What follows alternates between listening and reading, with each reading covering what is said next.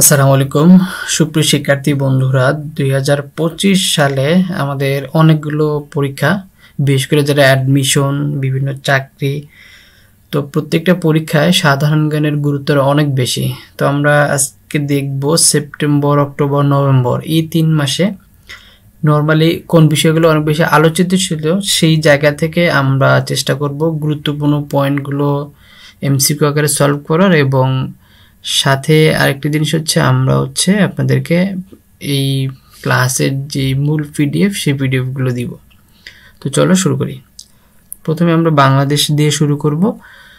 বাংলাদেশে যেটা জুলাই সনদ 2024 সালে জুলাই আন্দোলনকে কেন্দ্র করে যেটা হয়, জুলাই সনদের এখানে অনেকগুলো ইভেন্ট ছিল। তো প্রথম যেটা সেটা হচ্ছে জুলাই সনদ ঘোষণাপত্রে মোট কয়টা দফা ছিল।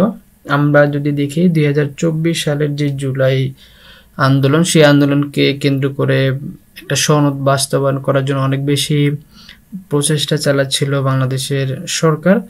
তো সেই জায়গা থেকে নরমালি এখানে প্রথমেই 5 আগস্ট এই জুলাই সনদের কি দফাগুলো ঘোষণা করে এবং এখানে টোটাল দফা ছিল কয়টা আমরা যদি একটু দেখি, টোটাল দফা ছিল 28টা এবং এটা হচ্ছে 5 আগস্ট কি করা হয়, ঘোষণা করা হয়। 5 আগস্ট হচ্ছে ঘোষণা করা হয়।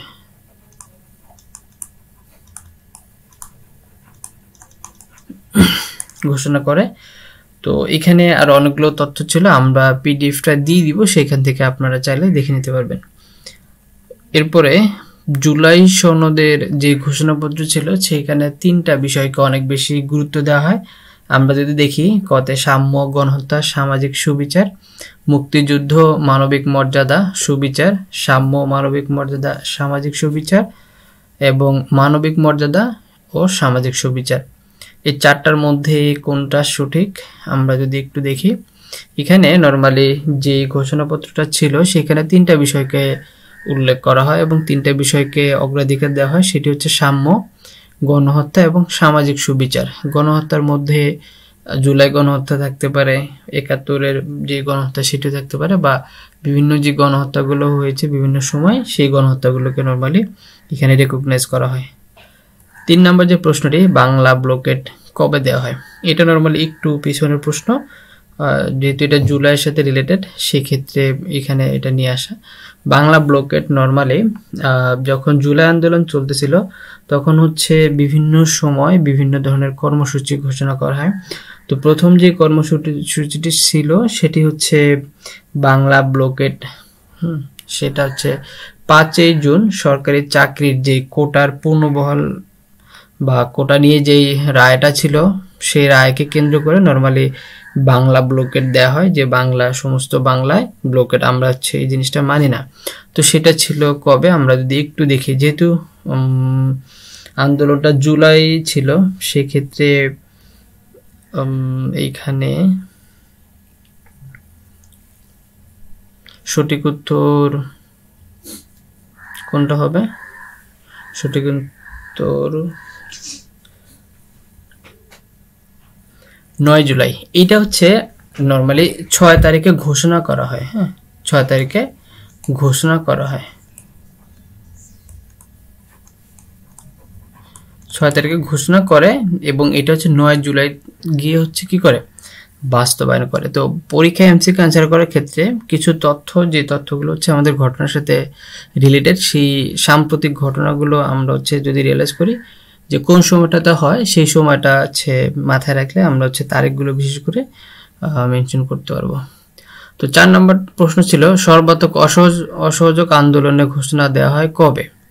তো এরপরে আপনার যখন বিভিন্ন ব্লকেট চলতেছিল, এরপর অনেকগুলো আন্দোলন হয়, সেক্ষেত্রে মার্চ ফর জাস্টিস, তারপর মার্চ টু ঢাকা, এরকম অনেকগুলো আন্দোলন হয়। তো এই আন্দোলনের পরে নরমালি সর্বাত্মক যেই অসহযোগ আন্দোলন সেটা ঘোষণা করে আমাদের যিনি সমন্বয়ক ছিলেন, কেন্দ্রীয় সমন্বয়ক নাহিদ ইসলাম, তিনি ঘোষণা করে।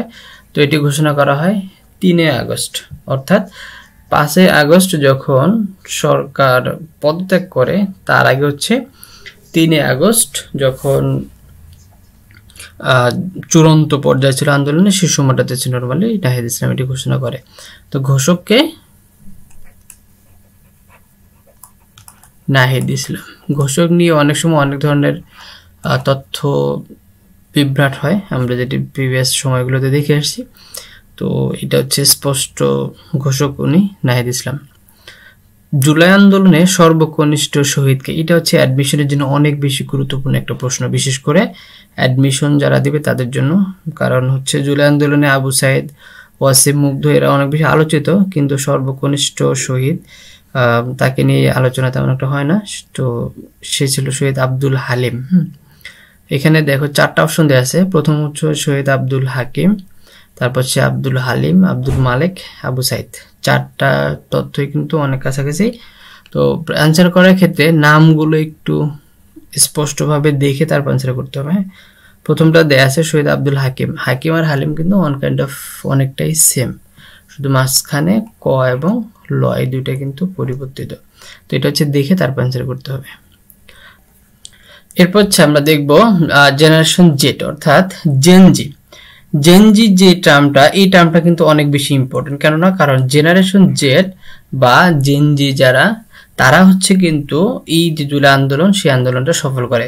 তাহলে এখানে 4টা টার্ম আছে। 65 থেকে 80 সালের মধ্যে জন্ম যাদের, 81 সাল থেকে 96 জন্ম যাদের, 97 থেকে 12 সালে জন্ম যাদের, 2012 থেকে 2024 এবং 24 থেকে বর্তমান, 24 থেকে বর্তমানে এটা হবে না। তো এই 4টার মধ্যে আমরা যদি দেখি যারা আন্দোলন সফল করে তাদের বয়সটা কিন্তু সবাই কম বেশি 97 থেকে 12 সালের মধ্যেই জন্ম। তার মানে এটা সহজ একটা টার্ম। সেক্ষেত্রে জেনারেশন জেড বা জেনজি যেটা, সেটা হচ্ছে যে ক নম্বর অ্যান্সার। তাহলে বাকি টার্মগুলো কি? বাকি টার্ম 65 থেকে 80 সালের মধ্যে যাদের জন্ম তারা হচ্ছে জেনারেশন এক্স, তার মানে এটা চৌদ্দ হয়ে গেছে আর কি। 81 থেকে 96 যাদের জন্ম তারা হচ্ছে জেনারেশন ওয়াই, এবং 97 থেকে 12 আমরা যেটা দেখলাম জেড। তাহলে 12 থেকে 24 তারা হচ্ছে আলফা, আর 24 থেকে বর্তমান হচ্ছে বেটা।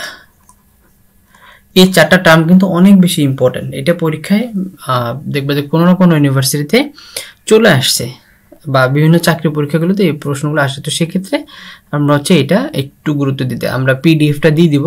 তো একটু বলে রাখি, যারা পিডিএফটা নিতে চাচ্ছেন এবং সম্পূর্ণ স্লাইডের, আমরা যদি একটু আমাদের যে পিডিএফ মূল পিডিএফ সেটা যদি একটু দেখি, আমাদের পিডিএফটা হচ্ছে এরকম করে সাজানো। সেক্ষেত্রে আপনারা চাইলে হচ্ছে কি নিতে পারেন। তো পিডিএফটা নেওয়ার জন্য আপনাদেরকে যেটা করতে হবে, সিম্পল একটা কাজটা হচ্ছে আপনাকে এই চ্যানেলটা সাবস্ক্রাইব করতে হবে এবং ভিডিওটা শেষ পর্যন্ত দেখতে হবে। দেখে এইটার একটা স্ক্রিনশট এই যে নিচে নাম্বারে হোয়াটসঅ্যাপ আছে, আপনি হোয়াটসঅ্যাপ পাঠিয়ে দিলে আপনাকে আমি সেপ্টেম্বর, অক্টোবর, নভেম্বর 3 মাসের পিডিএফটা কি দিয়ে দিব। তো এই হচ্ছে বিষয়। তাহলে আমাদের 4, 5, 6 শেষ। তো এরপরে হচ্ছে আমরা দেখব অন্তর্বর্তীকালীন সরকারের যাত্রা শুরু করে কবে। অর্থাৎ আমরা যদি দেখি 2024 সালে এই ঘটনাটা ঘটে। তার মানে এখানে 25 সালের যে দুইটা প্রশ্ন, এই দুটো অটোমেটিক্যালি বাদ দিলে হবে 5 জুলাই, 8 আগস্ট। আমরা জানি 5 আগস্ট হচ্ছে কি হাসিনা পলায়ন করে। তো 5 আগস্টের পরে হাসিনা পলায়ন করার পরে নরমালি অন্তর্বর্তীকালীন সরকার গঠন করে। তার মানে এখানে 5 জুলাইটা অবশ্যই বাদ। তাহলে 8 তারিখে কেন হাসিনা 5 তারিখে যাওয়ার পর 8 তারিখ কেন? এই যে কে সরকার হবে, কে প্রধান হবে, এই জিনিসগুলো গুছানোর ক্ষেত্রে আমাদের হচ্ছে 2-3 দিন সময় লেগে যায়। হ্যাঁ, তো এটার উত্তর হচ্ছে ঘ। আমরা এরপর হচ্ছে দেখবো যে অন্তর্বর্তীকালীন সরকারের নারী সদস্য কয়জন ছিল বা নারী সদস্য কে কে। এখানে প্রশ্নটা হচ্ছে অন্তর্বর্তীকালীন সরকারের মহিলা সদস্য নন কে কে। তাহলে মহিলা সদস্য নয়, এখানে কিন্তু বলা নাই মহিলা সদস্যকে। তার মানে আমাদের বের করতে হবে মহিলা সদস্য কে কে ছিলেন আর কোন ব্যক্তি নারী মানে অন্তর্বর্তী সরকারের সদস্য না। তো আমরা জানি রিজওয়ানা হাসানী অনেক বেশি আলোচিত একজন আমরা পাইলাম। 2 নাম্বার হচ্ছে শারমিন এস মুর্শিদ, উনিও অনেক বেশি আলোচিত। এবং 3 নাম্বার হচ্ছে কি নূরজাহান বেগম। নূরজাহান বেগম আছে। তাহলে এখানে যেটা সেটা হচ্ছে যে আমাদের তাহলে নাই কে, তাহলে শারমিনে মুর্শিদ আমরা পাইছি, তারপর হচ্ছে রিজওয়ানা হাসান পাইছি, তারপর হচ্ছে নূরজাহান বেগম পাইছি। হ্যাঁ,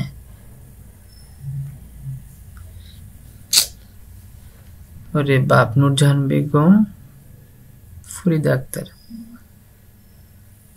শারমিনে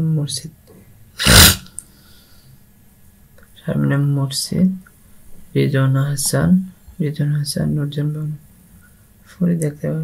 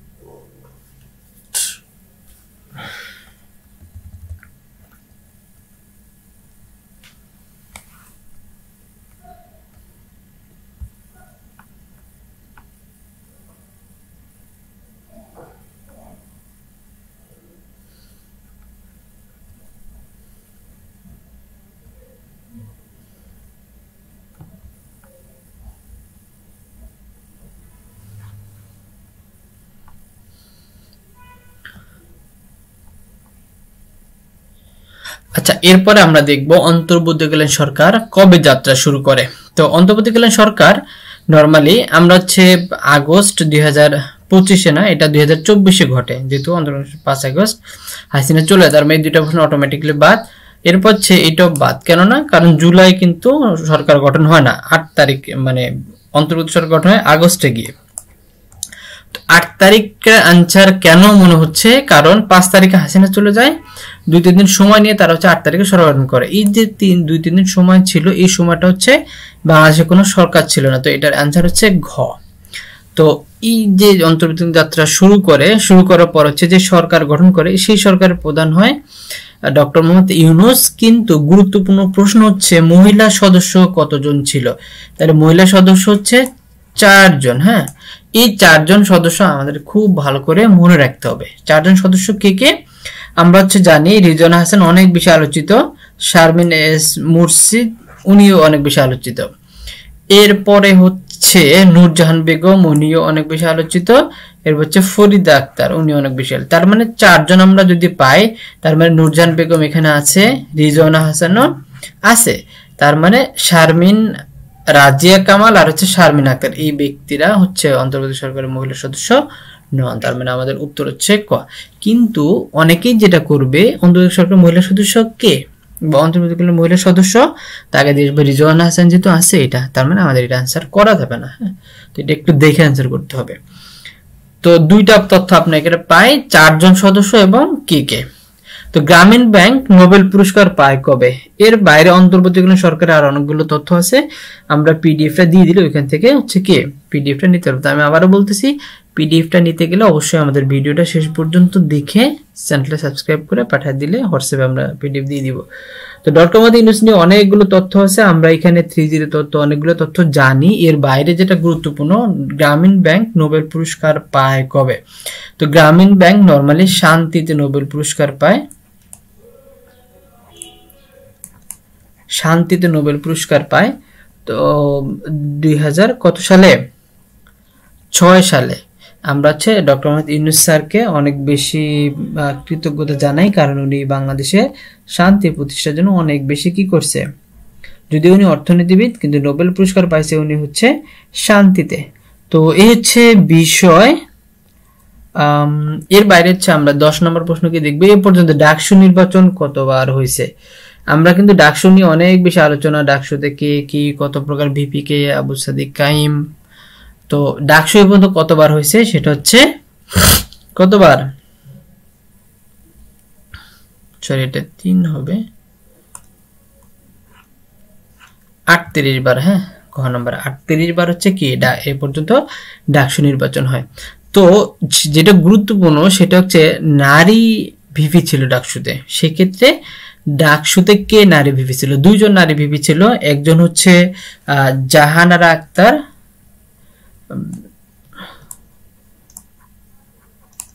জাহানারা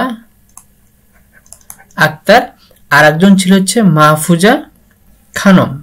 ইনি, তার মানে ইনি, এখানে আমাদের প্রশ্ন জাহানারা ইমাম আছে কিন্তু আক্তার নাই, তার মানে আমাদের উত্তর হচ্ছে কি ক। এই দুইটা জিনিস কিন্তু অনেক বেশি গুরুত্বপূর্ণ। ডাকসুতে নারী ভিপি কে ছিল? বাংলাদেশের বর্তমানে প্রধান নির্বাচন কমিশনার, সরি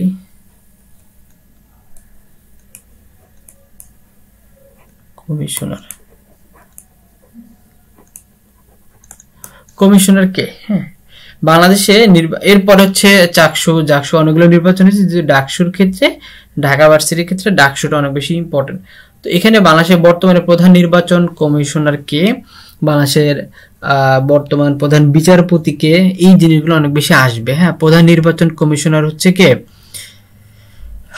প্রধান নির্বাচন commissioner M Nasir Hossain, M Nasir Hossain.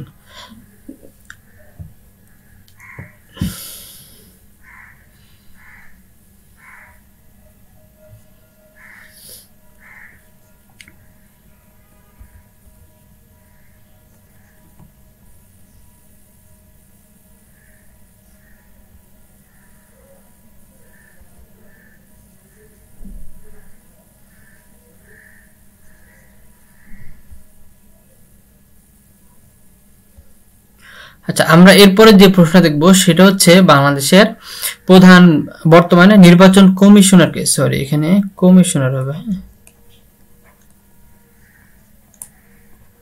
কমিশনারকে আমরা যদি দেখি A M Nasir Hossain, A M Nasir Uddin, K M Nurul Huda, Syed Rifat Hossain. K M Nurul Huda ছিল গত বছরের আমাদের নির্বাচন কমিশনার। সৈয়দ রিফাত হোসেন, রিফাত হোসেন কে? রিফাত হোসেন কিন্তু প্রধান বিচারপতি, বর্তমানে প্রধান বিচারপতি। হ্যাঁ, এটা একটু আমার তথ্যগুলো খেয়াল রাখতে হবে। তাহলে আমাদের আমরা যদি একটু দেখি, এটা আনসারটা হচ্ছে A M M Nasir Uddin. তিনি হচ্ছে বর্তমানে প্রধান নির্বাচন কমিশনার, যে স্যারের অধীনে আগামী নির্বাচন অনুষ্ঠিত হবে ইনশাল্লাহ। 2025-26 অর্থ বছরে বাংলাদেশের বাজেটের আকার কত ছিল?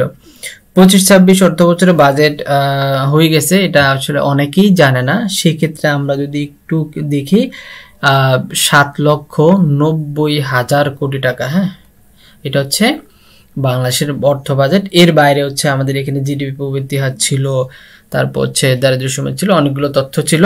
তো এখানে জিডিপির প্রবৃদ্ধির হার কত ছিল এই বছর লক্ষ্যমাত্রা? সেটা হচ্ছে 5.5% জিডিপি প্রবৃদ্ধির যে বৃদ্ধি করা হবে সেটার হচ্ছে লক্ষ্যমাত্রা নির্ধারণ করা হয়। এরপর হচ্ছে সংসপ্তক, এটি কোথায় অবস্থিত? নর্মালি আমরা অনেকগুলো জিনিস জানি, টিএসসি এসে সহ অনেক কিছু বিভিন্ন জায়গায় আছে। সংসপ্তক হচ্ছে জাহাঙ্গীরনগর বিশ্ববিদ্যালয়ে এটি হচ্ছে কি করা হয়, ভাস্কর্য নির্মাণ করা হয়। এরপর হচ্ছে বাংলাদেশের সর্বোচ্চ বেসামরিক পুরস্কার কোনটি? এটি হচ্ছে স্বাধীনতা পুরস্কার। হ্যাঁ, স্বাধীনতার জন্য বাংলাদেশের সর্বোচ্চ বেসামরিক পুরস্কার দেওয়া হয়। 2026 সালে স্বাধীনতা পুরস্কার দেওয়া হয় কাকে? আবু সাইদ আবরার, শহীদ ওয়াসিম, ফরহাদ। এখানে নর্মালি আমরা যদি দেখি জুলাই আন্দোলনে আবু সাইদ ওয়াসিম ফরহাদ সবাই শহীদ, আবরার আরেকটু আগে শহীদ। সেক্ষেত্রে আবরারকে হচ্ছে মরণোত্তর স্বাধীনতা পুরস্কার দেওয়া হয়। সর্বশেষ জিআই পণ্য কোনটা? এটা অনেক বেশি গুরুত্বপূর্ণ। সেক্ষেত্রে আমাদের জিআই পণ্যটা যেহেতু তথ্য আপডেট হয়, সেক্ষেত্রে আমাদের এটা 30 আগস্ট লাস্ট আপডেট ছিল। তো এরপরে আর নতুন করে যে পণ্য আসে নাই, আমরা আসলে তখন দেখবো। এটা হচ্ছে ফরিদপুরের পাট। একই সাথে অনেকগুলো হচ্ছে কি জিআই পণ্য আমাদের কি করা হয়, হচ্ছে ঘোষণা করা হয়। সেক্ষেত্রে এখন যেটা সর্বশেষ, যেটা হচ্ছে ফরিদপুরের পাট, এটা হচ্ছে 60তম পণ্য। হ্যাঁ, 60 বর্তমানে বাংলাদেশের যে পণ্য হচ্ছে 60, এবং এইটা হচ্ছে আমাদের গুরুত্বপূর্ণ একটা তথ্য। ইলামতি ও গৌরমতি কিসের নাম? এই দুইটা জিনিস হচ্ছে নতুন করে উদ্ভাবন করা হয় এবং এই দুইটা হচ্ছে ইলামতি গরুন, কোনো নদী না, এটা হচ্ছে আমের জাত। হ্যাঁ, বাংলাদেশে বিশেষ করে আম এবং ধান এই দুইটা অনেক বেশি নতুন নতুন জাত উৎপাদন হয়। তো সেক্ষেত্রে পরীক্ষা একটা টেকনিক হচ্ছে যদি কোনো এরকম জাতের নতুন কোনো ভার্সন আসে সেক্ষেত্রে আম অথবা ধান এই দুইটা যেকোনো একটা আনসার হওয়ার সম্ভাবনা খুব বেশি। বর্তমানে আখ উৎপাদনের শীর্ষ জেলা কোনটা? সেটা হচ্ছে আমাদের নাটোর। এরপর হচ্ছে বাংলাদেশে আনুষ্ঠানিকভাবে এলডিসি থেকে বের হয় কবে? এটা হচ্ছে এলডিসি হচ্ছে এটা মধ্যবিত্ত কান্ট্রিতে ইয়ে করা, সেক্ষেত্রে নিম্নবিত্ত কান্ট্রি যারা ছিল এটা হচ্ছে লেস্ট ডেভেলপড কান্ট্রি, মানে হচ্ছে যারা মানে অন্যান্য দেশ থেকে উন্নয়নশীল দেশে যে এটা সেটা। তো বাংলাদেশ আনুষ্ঠানিকভাবে অন্যান্য দেশ থেকে বের হয়ে আসে এবং বাংলাদেশ মোটামুটি এখন উন্নত রাষ্ট্র। আমরা 3 বেলা বিরিয়ানি খাই, 3 বেলা হচ্ছে কোকটোক খাইতে পারি, তো এই জন্য আমরা হচ্ছে এখন উন্নত রাষ্ট্র। হ্যাঁ, তো এইখানে বাংলাদেশ নর্মালি আনুষ্ঠানিকভাবে এখান থেকে বের হয়ে আসে, সেটা হচ্ছে কত সালে? 2024 সাল, সরি 26 সালের 24 নভেম্বর বাংলাদেশ এখান থেকে বের হয়ে আসবে, এখন আসে নাই। 26 সালে এটা আওয়ামী লীগ সরকার একটা ভীষণ ছিল, এখন এটা আসতে পারবে কিনা জানি না, যেহেতু বাংলাদেশে এখন অনেক বেশি কি উন্নয়ন হচ্ছে না, অন্তর্বর্তীকালীন সরকার খুব বেশি কাজ করতে পারতেছে না, তো আমরা জানি না এটা আমরা আবার শীত দারিদ্র্য সীমায় যাবো কিনা। তো আমাদের আবার মনে হচ্ছে আওয়ামী লীগ সরকার ফিরে আসা দরকার আমাদের এটা বাস্তবায়ন করার জন্য হলো। এরপর আমরা দেখব বাংলাদেশের মাথাপিছু আয় কত, মানে এটা হচ্ছে এলডিসি থেকে তুমি যদি বের হইতে চায় তখন হচ্ছে এখানে একটা শর্ত দেয়া আছে যে বাংলাদেশের বা অনুন্নয়নশীল দেশ থেকে উন্নতশীল দেশ হতে গেলে মাথাপিছু আয় এত লাগবে। তো এখানে 4টা তথ্য দেয়া আছে, আমরা যদি দেখি এখানে নর্মালি এটার হচ্ছে একটা লক্ষ্যমাত্রা দেয়া থাকে যে মাথাপিছু আয় এত হইতে হবে। তো নর্মালি মাথাপিছু আয় হচ্ছে 1230, মানে যদি 1230 মার্কিন ডলার হয় তখন হচ্ছে ওই দেশ মনে হবে যে না এরা আর গরিব নয়, এরা এখন বিরিয়ানি কোকটোক খাইতে পারবে, তো এরা হচ্ছে যে উন্নয়নশীল দেশ হয়ে যাবে। তো এখানে আমরা অর্জন করছি 1827, চিন্তা করা যায়, কিন্তু আমার মানিব্যাগে এখানে 1 টাকাও নাই। তো এরপরে বাংলাদেশ সরকারি নোট কোন, এটা অনেক বেশি গুরুত্বপূর্ণ। বাংলাদেশে অনেকগুলো নোট আছে, 1, 2, 5, 10, 20, 50, 100, 500, মাঝখান দিয়ে আবার 200 বেড়েছে, এরপর হচ্ছে 1000, এখনো 2000 টাকা নোট আসে নাই। তো এখান থেকে 1, 2, 5 এই 3টা হচ্ছে কি সরকারি নোট। এখানের অর্থ সচিবের হচ্ছে কি থাকবে, সিগনেচার থাকে। হ্যাঁ, আর বাকি যেগুলো আছে সবগুলো হচ্ছে বাংলাদেশের ব্যাংক নোট। এটা সরকারি নোট, ব্যাংক নোট নিয়ে বিস্তর আলোচনা আছে, এটা হচ্ছে অন্য কোনো সময় আমরা আলোচনা করব। দেশের প্রথম ক্যাশলেস ক্যাম্পাস হবে কোনটা? এটা গুরুত্বপূর্ণ একটা তথ্য, বিশেষ করে অ্যাডমিশনের জন্য। বাংলাদেশে যে ইউনিভার্সিটি রয়েছে ঢাকা, চট্টগ্রাম, রাজশাহী, সবার মধ্যে রাজশাহী বিশ্ববিদ্যালয় প্রথম ঘোষণা দেয় আমরা আমাদের ক্যাম্পাসে কোনো ধরনের কি থাকবে না, টাকা থাকবে না, সবগুলো হচ্ছে ভার্চুয়ালি ট্রানজেকশন হবে। যদি এটা কতটুকু পসিবল জানি না, যেহেতু বাংলাদেশ উন্নয়নশীল দেশ, এখানে হচ্ছে অনেক মানুষের অনেক প্রতিবন্ধকতা, সবার স্মার্টফোন নাই। তো জুলাই সনদ স্বাক্ষরিত হয় কবে? এটা আর একটা গুরুত্বপূর্ণ একটা তথ্য, এটা সবাইকে পাইতে হবে 17 অক্টোবর 2025। এবং আমরা 17 অক্টোবরে কিন্তু আরো অনেকগুলো হয়, বাংলাদেশের যে হাসিনার ফাঁসি হয়, হাসিনার ফাঁসি রায় কিন্তু এই দিন হয়। এরপর হচ্ছে নদীর যে বন্দর স্বাক্ষর হয় এই দিনে। তো এই দিনে অনেকগুলো ঘটনা ঘটে, আমরা সেগুলো একটা আপডেট তথ্যগুলি জেনে নিব। গণভোট এর ইংরেজি নাম কি? Public opinion, referendum, people signature, open signature. এইটাতে গণভোটের ইংরেজি নাম হচ্ছে রেফারেন্ডাম। এটা যারা ইংরেজি ভালো পারে তারা অনেক সহজে পারবে। প্রথমবার চাকসু নির্বাচন হয় কবে? আমরা যদি দেখি চাকসু নির্বাচন যেটা গেল, আমাদের 4টা ইউনিভার্সিটিতে নির্বাচন খুব ঢাকঢোল পিটা হয়েছে, চাকসু, জাকসু, রাকসু আর হচ্ছে যোগসু। সেক্ষেত্রে আমাদের চাকসু যেটা ছিল, চাকসু নির্বাচন কবে হয়েছে? প্রথমবার চাকসু নির্বাচন হয়েছে আমাদের হচ্ছে 1900 কত সালে, দেখি একটু সবাই পারে কিনা।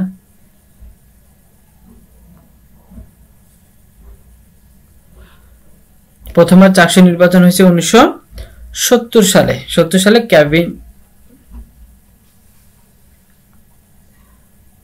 সরি, এটা হচ্ছে 70 সাল হবে, ঘ নম্বর দেওয়া স্যার 70 সাল হবে প্রথমবার।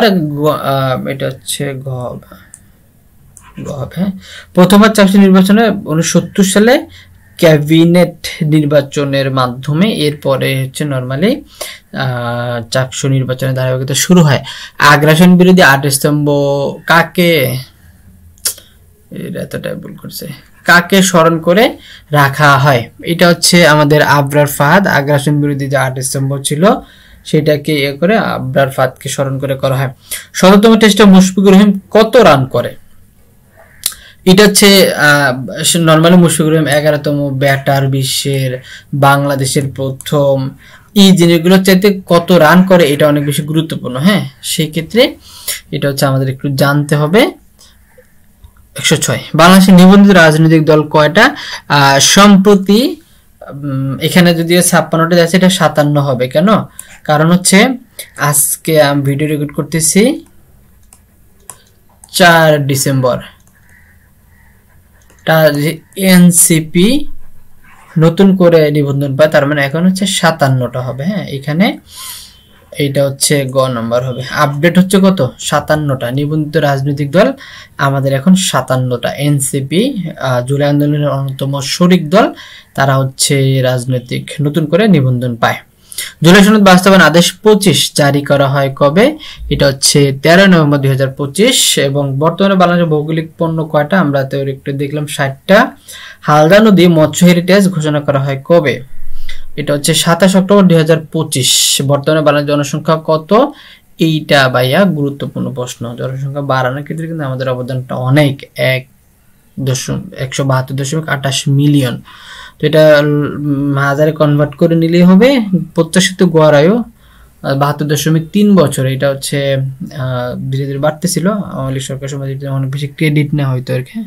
তো হচ্ছে বাংলাদেশ আন্তর্জাতিক নিয়ে আমরা যদি একটু দেখি, গ্লোবাল সমুদ্র ফ্লোটিলা, সমুদ্র শব্দটি কি? সমুদ্র শব্দটি হচ্ছে আরভি।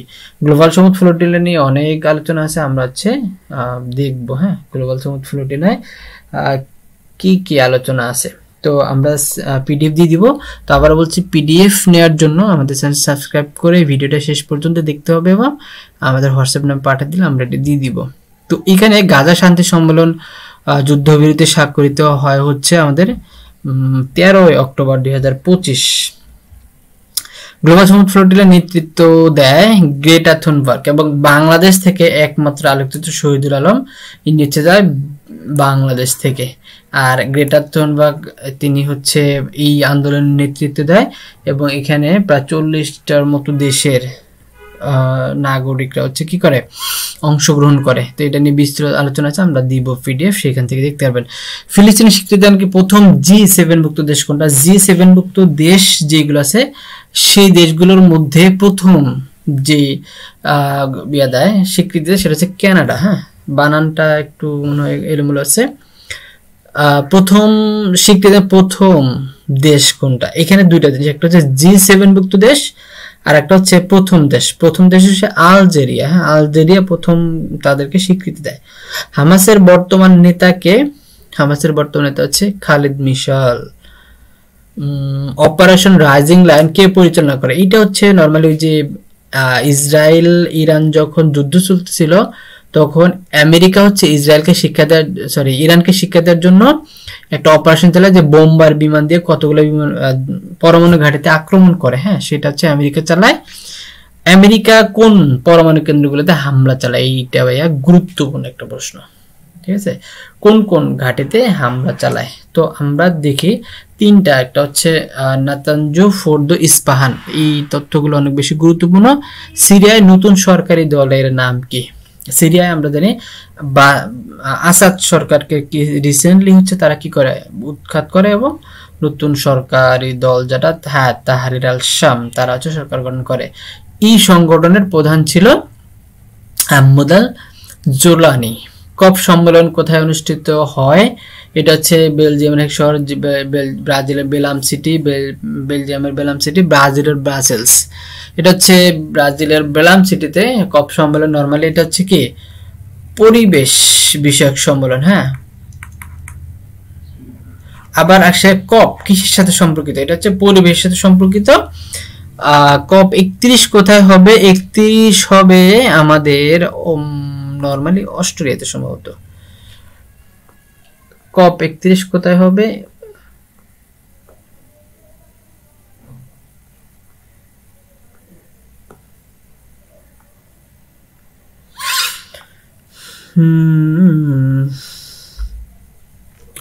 আচ্ছা, কপ 31টা হবে নরমালি অস্ট্রেলিয়াতে। হ্যাঁ, এটা হচ্ছে খ নম্বর উত্তর। কপ 31 হবে অস্ট্রেলিয়াতে।